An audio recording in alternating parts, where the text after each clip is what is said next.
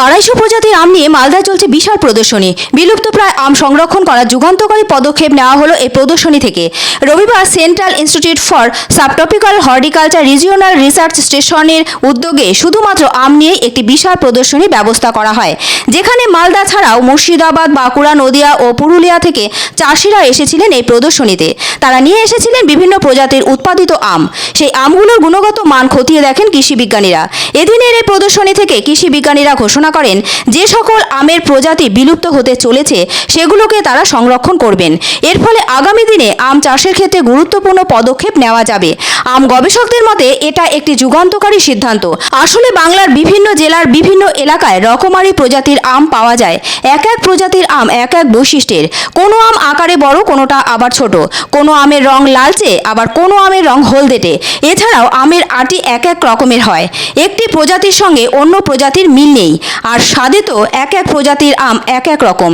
সে কারণে আম চাষিদের আরও বেশি দক্ষ করে তুলতে এই আম প্রদর্শনীর আয়োজন করা হয়েছে। দূর দূরান্ত থেকে আসা আম চাষিদের ধারণা, তারা এই প্রদর্শনীতে এসে অনেকটাই উপকৃত হচ্ছেন। তারা পরবর্তী সময়ে এই পদ্ধতিতে আম চাষ করার ফলে আরও বেশি ফলন পাবেন। এতে তাদের মুনাফা বেশি হবে।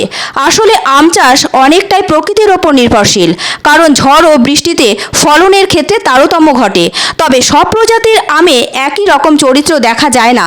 বর্তমানে আবহাওয়ার কিছুটা পরিবর্তন লক্ষ্য করা যাচ্ছে মালদা, মুর্শিদাবাদ সহ বেশ কিছু জেলায়। ফলে আম চাষিদেরও আগের তুলনায় অন্য পদ্ধতিতে আম চাষে আগ্রহ বাড়ছে। ফলে তারা এই ধরনের প্রদর্শনীতে এসে খুবই উপকৃত হচ্ছেন। রবিবার ফিতে কেটে প্রদর্শনীর উদ্বোধন করেন protection of plant varieties and farmer right অথরিটির চেয়ারপারসন ডক্টর ত্রিলোচন মহাপাত্র। এছাড়া উপস্থিত ছিলেন ওই সংগঠনের রাজ্য স্তরের আধিকারিকরা। উপস্থিত ছিলেন কৃষি বিজ্ঞানী ডক্টর দীপক নায়েক। প্রদর্শনীর পর ডক্টর ত্রিলোচন মহাপাত্র বলেন, আমাদের এখানে বিভিন্ন প্রজাতির আম নিয়ে এসে চাষিরা প্রদর্শনীতে অংশ নিয়েছে। তার মধ্যে যেগুলো বিলুপ্ত প্রায় সেগুলোকে আমরা সংরক্ষণ করব। পাশাপাশি চাষিদের মুনাফা বৃদ্ধির জন্য একাধিক উদ্যোগ নেওয়া হচ্ছে। অন্যদিকে ডক্টর দীপক নায়েক বলেন, রাজ্যের বিভিন্ন জায়গা থেকে প্রায় 250 প্রজাতির আম নিয়ে এসে এখানে বড় আকারের আম প্রদর্শনী করা হয়েছে। উল্লেখ্য, আমের জন্য মালদা জেলা বিশ্ববিখ্যাত। বিশ্বের বহু দেশে মালদার আম রপ্তানি করা হয়। ফলে মালদার এই সুস্বাদু আম সংরক্ষণ করা খুবই দরকার।